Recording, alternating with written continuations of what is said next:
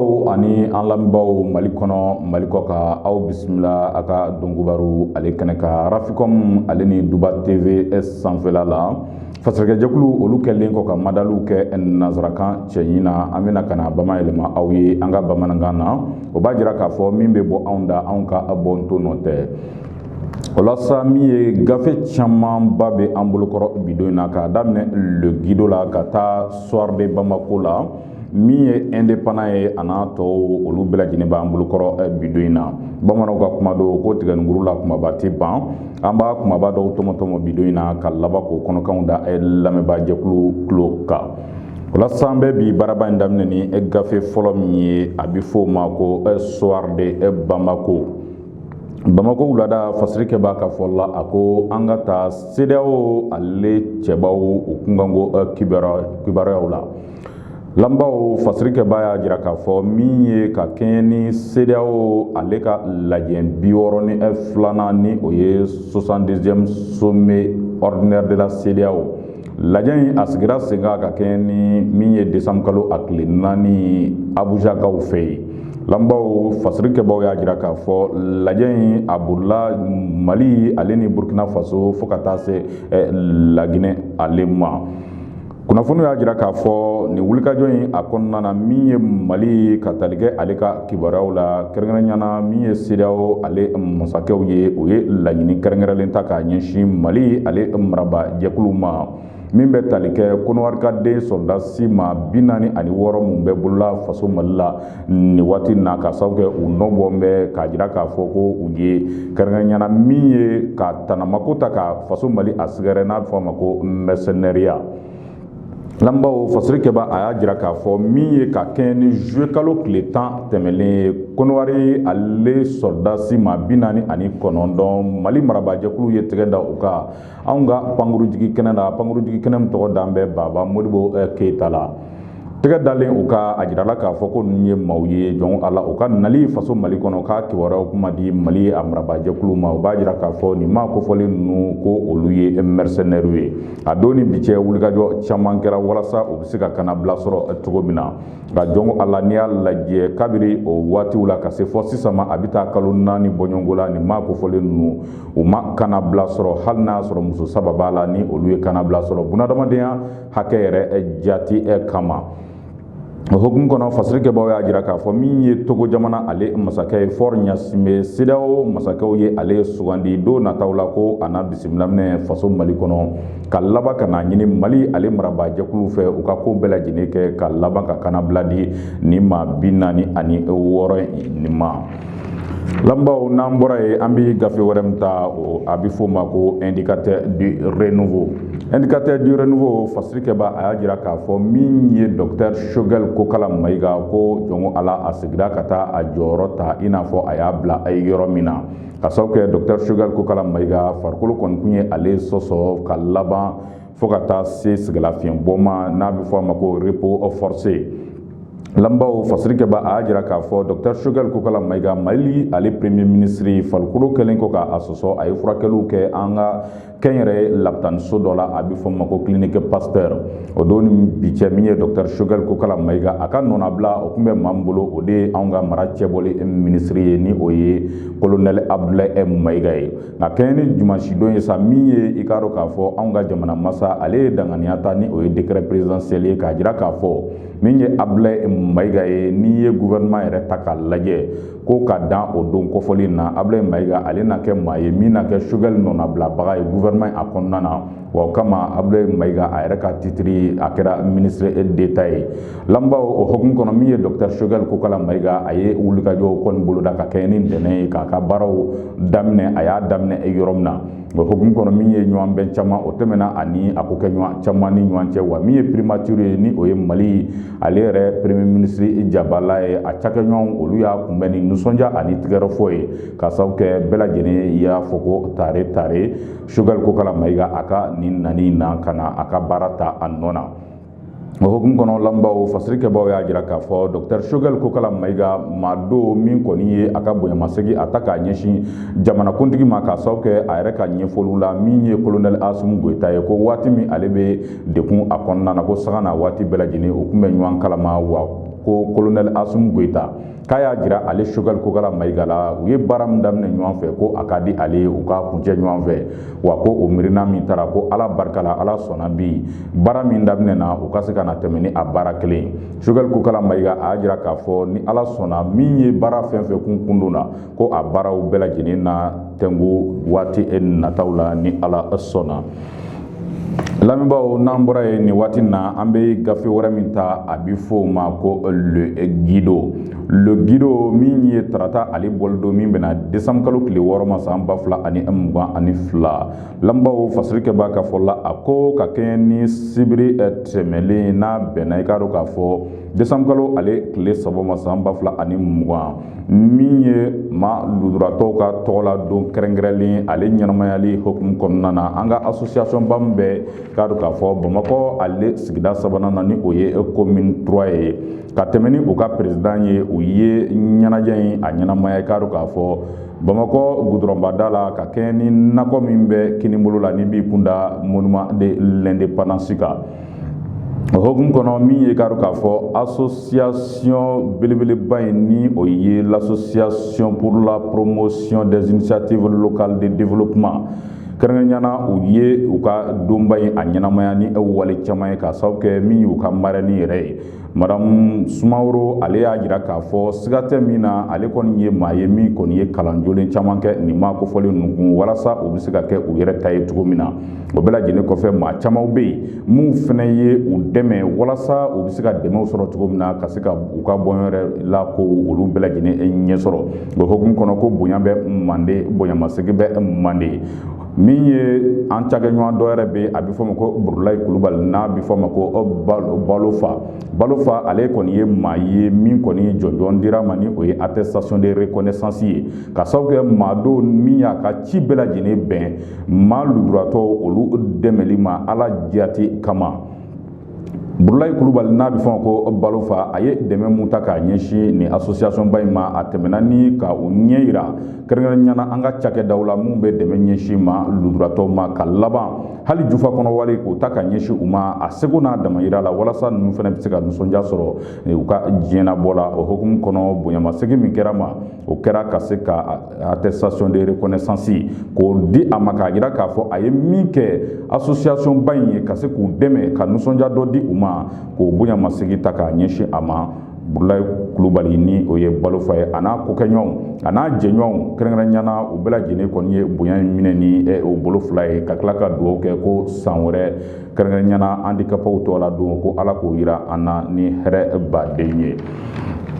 Lamɛnbaaw n'an bɔra yen sa hali bi an bɛ taa ni kunnafoni ye nin waati na an bɛ segin ka na gafe wɛrɛ min ta a bɛ fɔ o ma ko soir de Bamako Bamakɔ wulada fasirikɛ b'a ka fɔ la a ko hali bi an ka taa anw ka kiiri tigilamaw olu kun kan ko kibaruya la lamɛnbaaw fasirikɛ b'a ka fɔ la a ko ka kɛɲɛ ni duwakun tɛmɛlen ye anw ka kiiri tigilamaw olu ka lafasali tɔnba fila min bɛ yen n'a bɛ fɔ o ma ko Sam ale ni Selima olu kun ye wulikajɔ boloda ka laban ka baara bila kɔni o sigi sen kan ka sababu kɛ ka tali kɛ anw ka constitution avant projet min bɛ ni o ye sariya sunba ye min ye k'a dɔn k'a fɔ kɔrɔfɔ dɔw kɔni ma dan bɛ o kɔnɔ min ma kɛ kiiri tigilamaw olu kɔni ka haminankow ye o hukumu kɔnɔ ka se k'u ka nisɔngoya a jira kiiri tigilamaw olu kɔni kun taara baarabila min kuntama taari jɔ tile 5 bɔɲɔngo la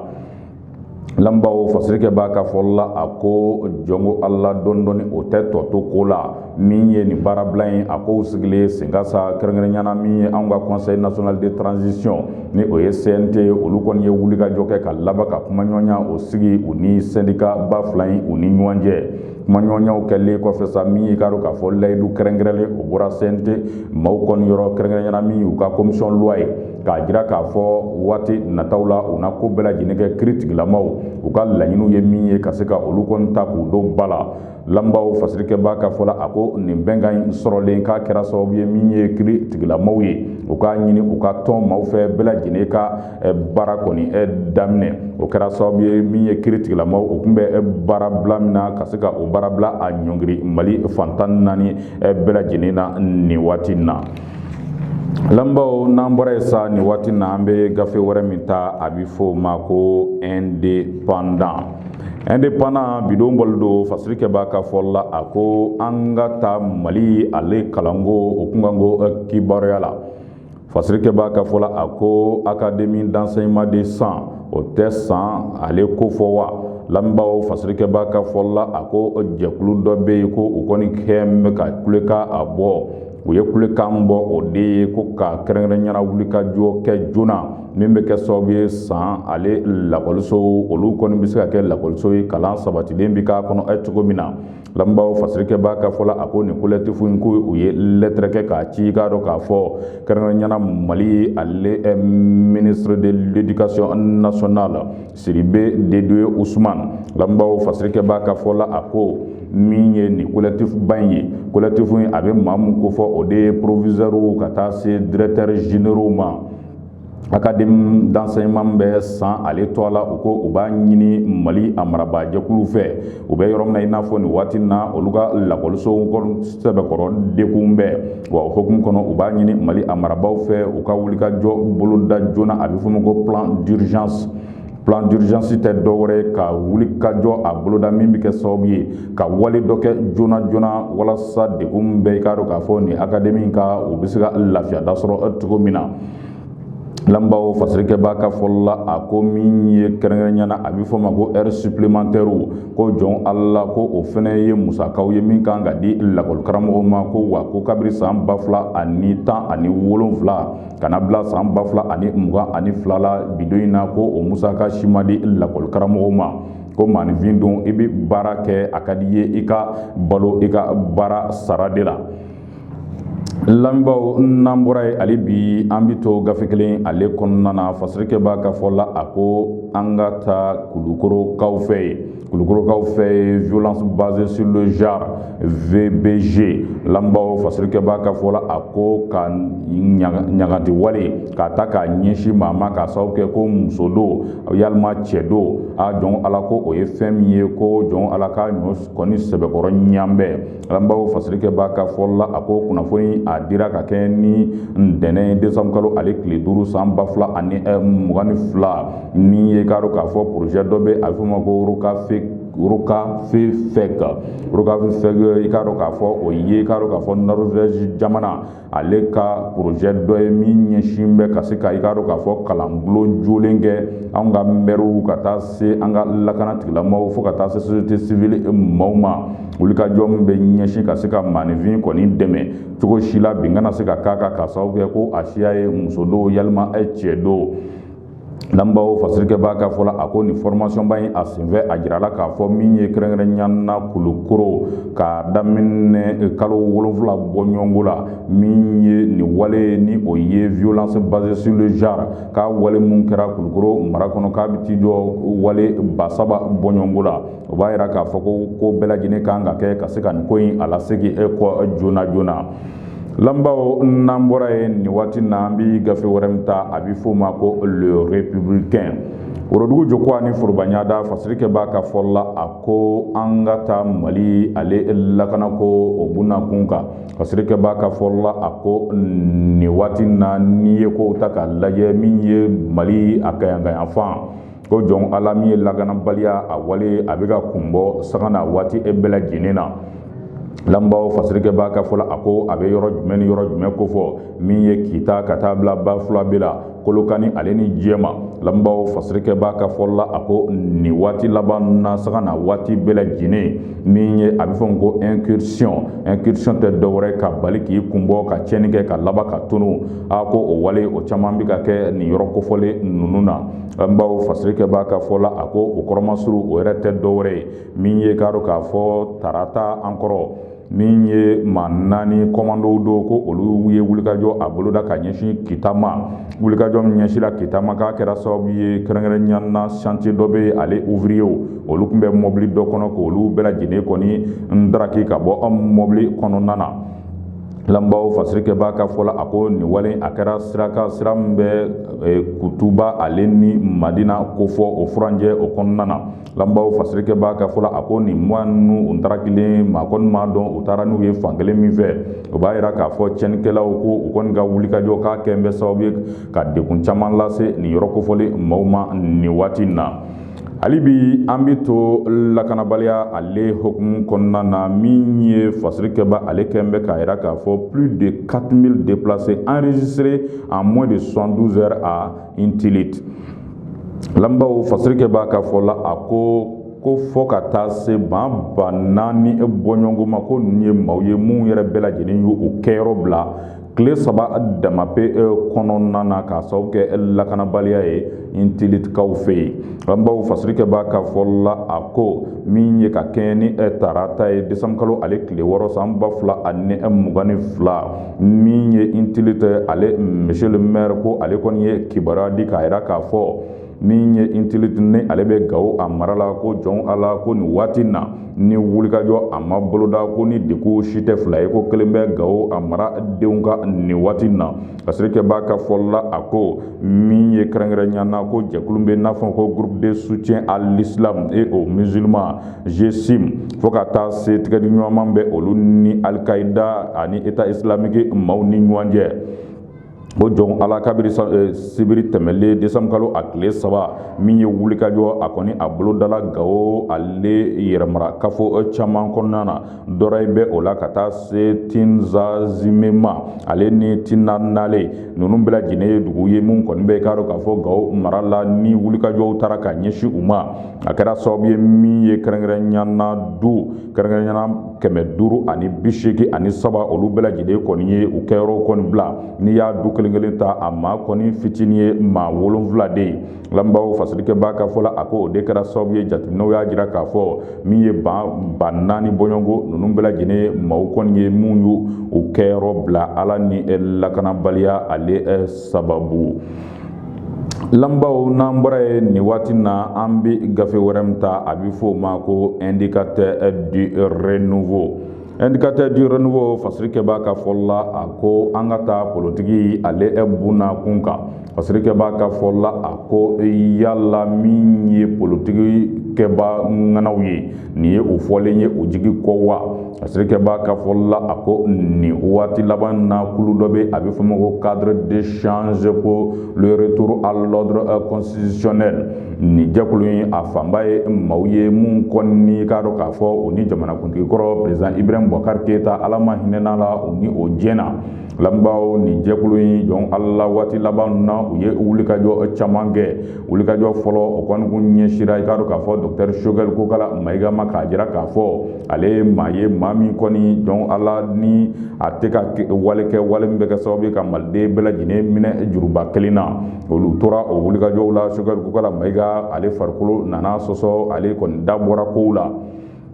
Lambaw fasirikɛba ka fɔ la a ko o hukumu kɔnɔ min ye nin carte d'échange maaw ye u ye wulikajɔ caman kɛ. O wulikajɔ a hukumu kɔnɔna na u ni Mahamadu Diko u ye ɲɔgɔn ye min ye CEDEAO waati min ale ka ciden nana Mali kɔnɔ ni o ye ɲɔgɔn ye. O bɛɛ lajɛlen kɔfɛ min ye Suwala Baya Ayidara u ni o ye ɲɔgɔn ye. Ka laban min ye an ka premier ministre par intérim ye Abdoulaye Mayiga u ni ale fɛnɛ ye ɲɔgɔn ye. U ka nin wulikajɔ bɛɛ lajɛlen na u ka laɲini kun ye min ye Dr Choguel Kokala Mayiga ale bolo ka bɔ ca la ka laban ka premier ministre dɔ sigi min bɛ politikima bɛɛ lajɛlen minɛ juruba kelen na. O bɛɛ lajɛlen kɔfɛ ka gouvernement de mission dɔ sigi gouvernement min na ɲɛsin kalafili ko bɛɛ lajɛlen labɛnni ma. Lambaw fasirikɛba a kɛn bɛ k'a yira k'a fɔ yala o hakilina min kun bɛ carte d'échange pour le retour à l'ordre constitutionnel maaw la ko yala nin ye o ko kɔni bannen ye wa. K'a sababu kɛ Dr Choguel Kokala Mayiga ko ale kɔni ye baara daminɛ ka kɛɲɛ ni ntɛnɛn tɛmɛnen ko yala miirina min ani laɲini kun bɛ nin jɛkulu in yɔrɔ nin ye o ko bannen ye wa. Fasirikɛba ka fɔ la a ko jɔn ala ko siga tɛ min na ko Choguel Kokala Mayiga a ye kɔrɔfɔ min lakali k'a yira k'a fɔ ko colonel Assimi Goïta k'a kun y'a jira k'a fɔ u ye baara min daminɛ ɲɔgɔn fɛ u na o laban ɲɔgɔn fɛ ko nin ye o ko o sigilen sen kan. Ko wa ko min ye carte d'échange maaw ye k'a dɔ la kɔni ko u kɔni ka mal ta en patience ni o ye degun b'u kan k'u na o muɲu ni o ye fo ka se waati dɔ ma. Lamɛnbaaw n'an bɔra ye an bɛ gafe wɛrɛ min ta a bɛ fɔ o ma ko le pays. fasirike b'a ka fɔ la a ko an ka taa Mali polosiw olu kunkanko kibara la. Fasirike b'a ka fɔ la a ko plus de 1000 agents de GMS formés par la MINUSMA. Lambaw fasirike b'a ka fɔ la a ko an ka polosi GMS ale tɔgɔ la ni o ye groupement mobile de sécurité kɛrɛnkɛrɛnnena o maa 1000 bɔɲɔgɔnko ko olu ye maaw ye mun ye kalan jolen sɔrɔ ala ni MINUSMA ale sababu. Lambaw fasirike b'a ka fɔ la a ko k'a daminɛ février ka taa bila novembre san 2022 min ye session de formation 10 bɔɲɔgɔnko ni o ye kalanbulon 10 bɔɲɔgɔnko ye o kɔni kɛra Mali ale polosiw olu kunna. Kalanbulon ninnu a ye tali kɛ i k'a dɔn k'a fɔ kɛrɛnkɛrɛnnenya formation spécialisée ni o ye kalan kɛrɛnkɛrɛnlen k'o ta k'o kɛ polosiw kun min bɛ kɛ sababu ye baara min bɛ kalifaw la faso Mali fɛ u ka se ka baara kɔni a kɛ a kɛcogo ɲuman na. Lambaw fasirike b'a ka fɔ la a ko o de hokumu kɔnɔ polisi min ye 1000 bɔɲɔgɔnko ye olu bɛɛ lajɛlen kɔni ye kalan jolen sɔrɔ ala ni MINUSMA ale ka wuli ka jɔ o sababu lamɛnbaw. Lambaw n'an bɔra yen sa nin waati na an bɛ segin ka na Soir de Bamako ale ta. Soir de Bamako ka tali kɛ anw ka cakɛda min ka baara ɲɛsinen don kɛrɛnkɛrɛnnenya Mali a sɔrɔ boso ni sɛgɛsɛgɛliw bɛɛ lajɛlen ma ni o ye bureau du vérificateur général ye.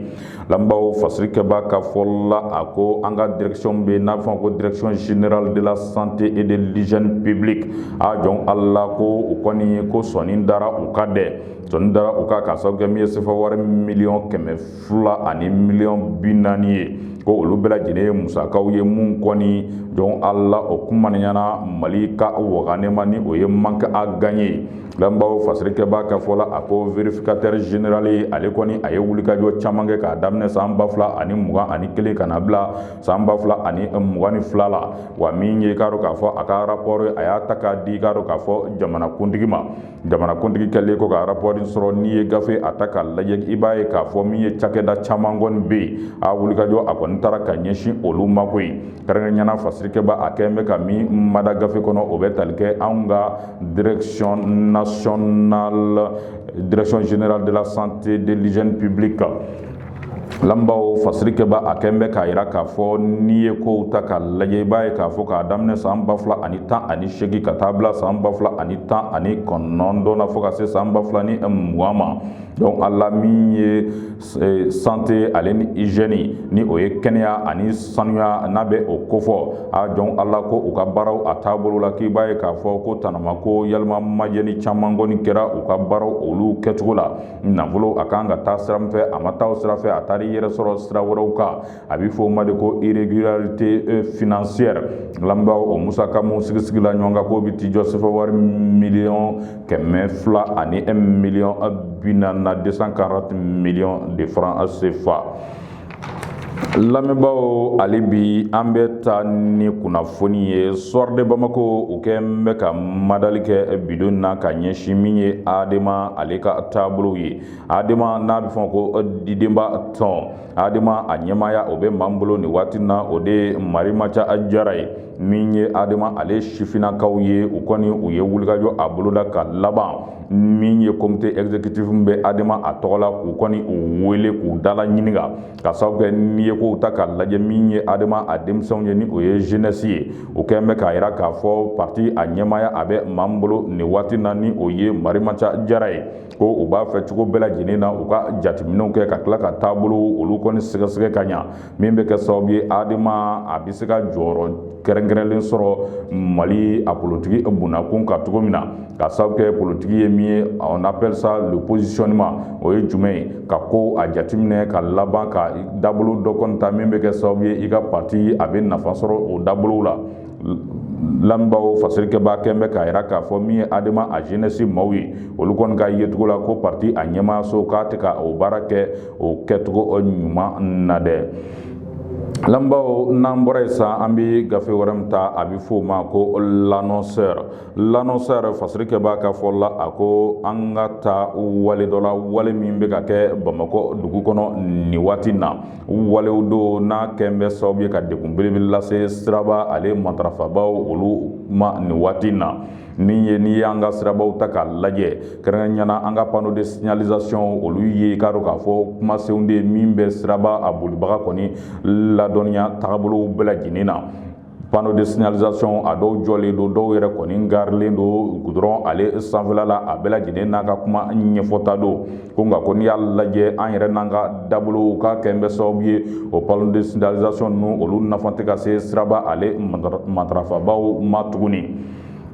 Lambaw fasirikɛba a y'a jira k'a fɔ n'i ye panneau de signalisation ninnu lajɛ k'a bɛɛ lajɛlen kɔni kɛn bɛ anw ka papiyew nɔrɔli ye an ka yɛrɛ ko fɔ papiyew ni o ye affiche publicitaire ye ko wa k'a kɛn bɛ sababu ye hali kuma dɔw minnu bɛ jagomisɛnw kɛ olu yɛrɛ b'u ka jagofɛnw gulo a la ka laban k'u ka feerew kɛ ko yala fɛn min dabɔ bɛ ka kalanbulon di siraba a bolibagaw ma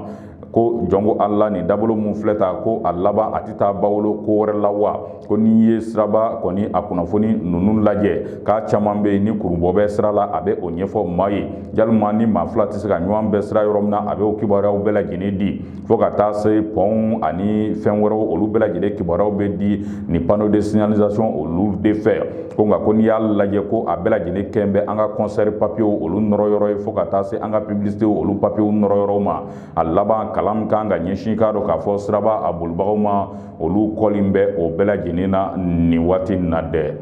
An balimaw ninnu de tun ye gafe damadɔw ye an tun b'a fɛ ka min kɔnɔkan da aw tulo kan ka kɛɲɛ ni bidon ye Raficom ale ni Duba TV ale sanfɛla la ale bi an b'a ɲini aw fɛ a k'aw suwalen to nin chaîne belebele fila in na ka sababu kɛ kunnafoni a sanuman bɛ di yɔrɔ min na o ye Raficom ale ni Duba TV de an b'aw fo k'aw barika da a ka kulomajɔ la aw k'an bɛn waati wɛrɛ.